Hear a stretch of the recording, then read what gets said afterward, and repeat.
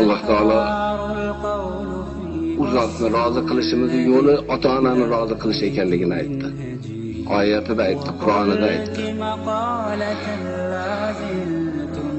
Alloh buyurdi: "Menga ibodat qilinglar va ota-onalarga ehson, yaxshilik qilinglar." Yaxshilik qilinglar. Agar sizlar katta bo'lganinglarda ulardan ikkovi yoki biri bo'lsa, ularni oldida qanotinglarni past tutinglar. Uf demanglar ularga. Va ularni qaytarmanglar. Wala taqullahuma uffin wala tanharhuma. Uf demagin ularga. Gapi yoqmaganini bildirish uchun uf demagin. Balki ko'chadagi bir xafaliging bo'lsa ham sen ota-onangni oldiga kirib uf demagin.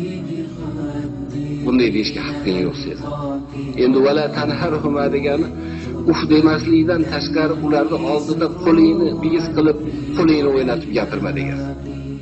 Qaytarma, tilingda qaytarma.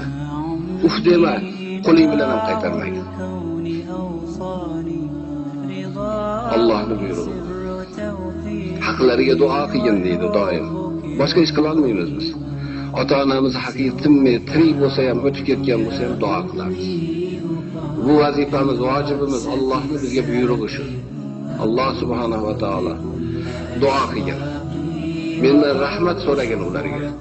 Meni rahm shafqat bilan katta qildi bular. Sen ham ota-onamga rahmat qilgin, Parvardigor deb mendan so'ragan. Mana bu Alloh taoloning buyrug'i. Musulmonning vazifasi. İnsanların en yaxshisi ota-onasi yaxshi xizmat qilgan inson. Shu ota-onaning yonida bo'lishlik, ertaga topolmay qolishingiz aniq. Buni ota-onasi ketgan bizlardan so'raylar. Bir soatga, bir minutga yonida o'tirishga zor bo'lasiz. Ko'p narsa kerak emas ota-onaga. Shularni ko'zida tursangiz, sog'lig'ingizni bilsa, tinchligingizni bilsa, ishlaringiz yaxshiligini bilsa, undan katta narsa kerak emas. Keyin ko'chada begona odamlarga, do'stga yo dushmanga qanday muomalalar qilasiz? Qanaqa tilingiz shirin? Qanaqa yaxshi gaplar aytasiz? O'sha gaplarni hammasini olib qo'ying ota-onaga. Ularga qiling shuni.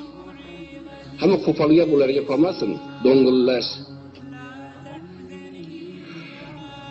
Ular gapirayotsa turib chiqib ketish. Ota-onaga qiling.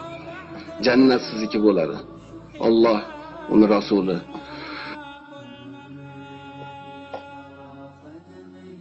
Rasululloh sallallohu alayhi vasallam ashabi, sahobalari bizlarga shu ta'limni berdi. Demak, bizlar dunyoda Xudoni rozi qilishimiz yo'li ota-onani rozi qilish. Agar o'tib ketgan bo'lsa, haqlariga duo qilish. Mana shu baxt hammalarimizga nasib etsin. Alhamdulillah robbil alamin.